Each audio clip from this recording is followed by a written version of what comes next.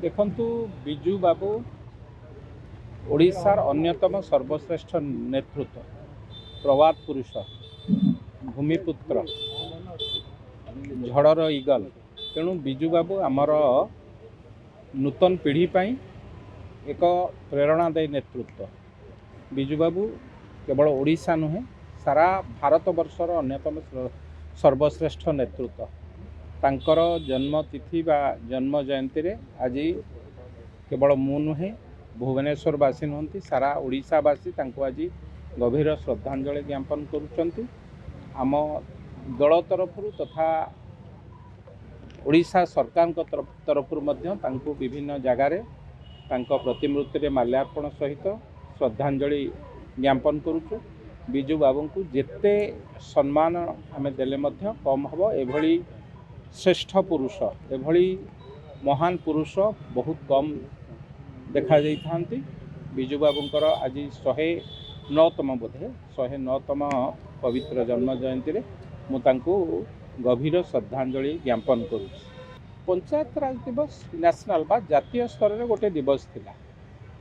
किछि नेतृत्व माने सेतेबेले बिजू बाबू को खुशी करिया पई तांको जन्मतिथि रे पंचायत राज दिवस को पालन करुथिला।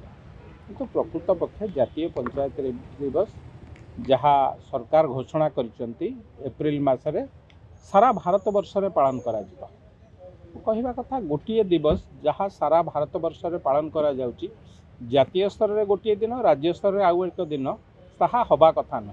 जदि सेतेबेले किए किछि व्यक्तित्व माने बिजू बाबू को खुशी करिया को याकू कर देथिले मते लागुची ताहा ठीक नु।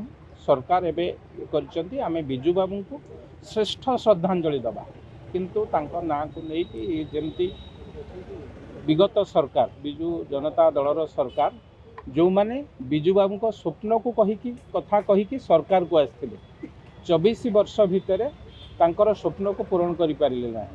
एवं जो माने बिजू बाबू को जीवदशारे तांको प्रति विश्वासघाता करचंती आज से माने जोरे मुह खोलुचंती। तेणु एभली व्यक्तित्व मानकर डबल स्टैंडर्ड नीति ओडिशावासी पाखरे देखा देइछि एवं ओडिशावासी जानिचंती किए प्रकृत कांदुची बिजू बाबू किए मुह को बुले कि माने मन भितर हस बाहर कांद देखा देखौचंती से भली नेतृत्व को लोक माने चिन्हिचंती। तेणु से भली कुंभीर कांदणा कांदंतु नाही। बिजू बाबू प्रति राज्यवासी गभीर श्रद्धा अच्छी। समस्ते आज तांको श्रद्धांजलि ज्ञापन कर।